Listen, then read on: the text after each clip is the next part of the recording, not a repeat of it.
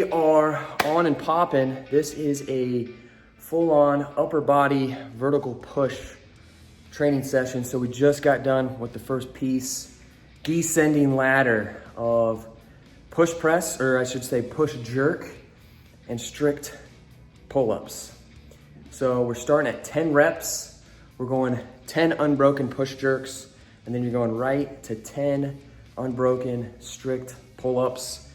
Your goal, your aim is to increase the weight every single set. So I started fairly light on the push jerks.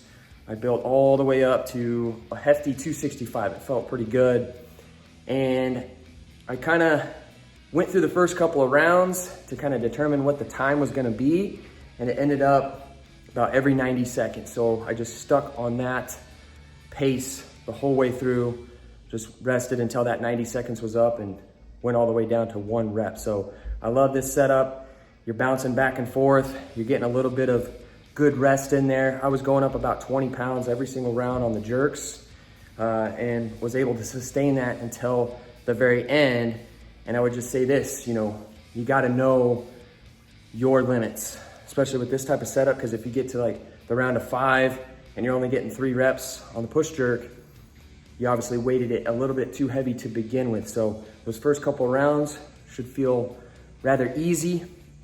You can feel like you can do 15, maybe even 20 reps unbroken, and then it's gonna start adding up pretty quick later in the rounds.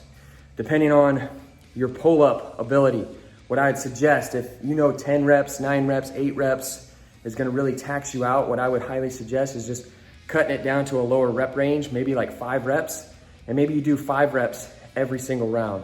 So you do 10 jerks and then 5 strict pull-ups, 9 and 5, 8 and 5, so on and so forth until you get down to the very end. You're gonna still accumulate a lot of reps with your pull-ups, but you're gonna stay away from that red line point, doing too many reps. So sets of 10, 9, 8, so on and so forth. So just kind of know your limits there, adjust accordingly. And then we're gonna be moving on to the second piece here, which is some strict kneeling presses with the dumbbell. And then we're gonna superset that up with a row and a little bit of a core movement here. So let's get after it.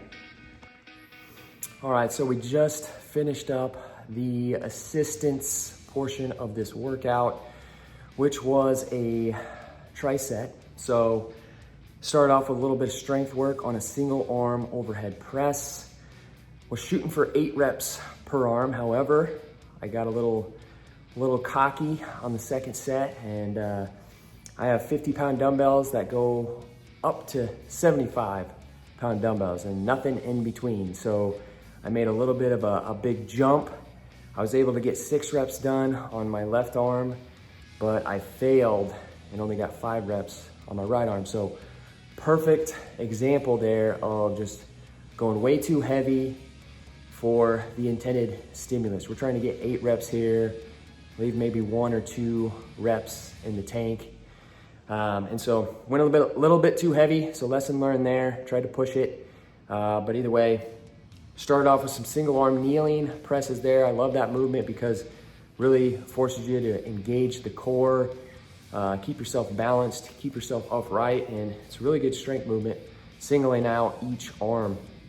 Supersetted that with some Grappler single arm bent rows. So I love these because you get a lot of stability out of that movement because the bar is fixed versus a single arm dumbbell row or something like that. So it's almost simulating a single arm machine based row. So just wanted to really get a little bit of a different stimulus on the single arm row today. So that's how I set that up. And then we paired that up, or I guess we finished that up with some seated L-sit up and overs. So these are great. Get a little burn going on in the core. You feel a little bit in the quads and in the hip flexors. Just a great way to kind of end out the superset with that core movement. And that's kind of a favorite setup of mine, is picking 3 movements. First movement is either a push or a pull. We're supersetting that up with the opposite of the first movement. So in this case, we did a press, and then we went with a pull for the second movement, and then a core movement. I've been using that for years and years and years and have got massive amounts of success out of it. So great little accessory portion there. Now we're gonna go on to the METCON to finish things up. So we got a little bit of a chipper setup, which is gonna hit the shoulders, hit the abs, and finish things out right. So let's get to it. Another session done and dusted. So that was a good one. Had some fun with that. So we just finished up the METCON portion. So I had a mixed chipper. So we did 3 rounds of the same movements, but in different order each round. So the idea behind this is to get a feel for each movement at a different state of fatigue, if that makes sense. So first round through, did 20 strict handstand push-ups. We went to 25 toes to bar, and then we finished on the rower, 30 calories. Rested 90 seconds. And then the second time around, I shifted the first movement to now the last movement. So we started on toes to bar, same reps. So we did 25 toes to bar. We did 30 cal row, and then we did 20 strict handstand push-ups. And then on the final round, we started with the row, 30 calories, handstand push-ups, then finished with the toes to bar. So great way to hit each movement with a little bit of a different stimulus.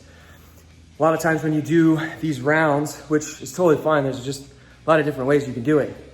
You can do repeat chipper rounds like this. So I could have done 3 rounds, starting with handstand push-ups first, toes to bar, then cal row. But then I'm always hitting the handstand push-ups when I'm fresh, right? And I'm always hitting the row at the end when I'm already fatigued out after the first 2 movements. So that's one of the main reasons I use that setup, is just so you get a different feel for each movement at a different level of fatigue. So either way, that wraps up this session.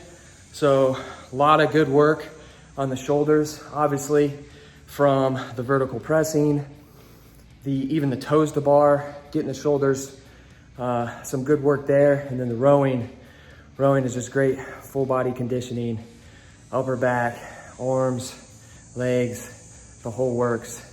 This is a great session. If you're looking to build yourself into a badass athlete, you're a busy individual, you're a dad, you're looking to mix it up with other dads, go below this video, look at the details in the description. There's a lot of ways to connect with me.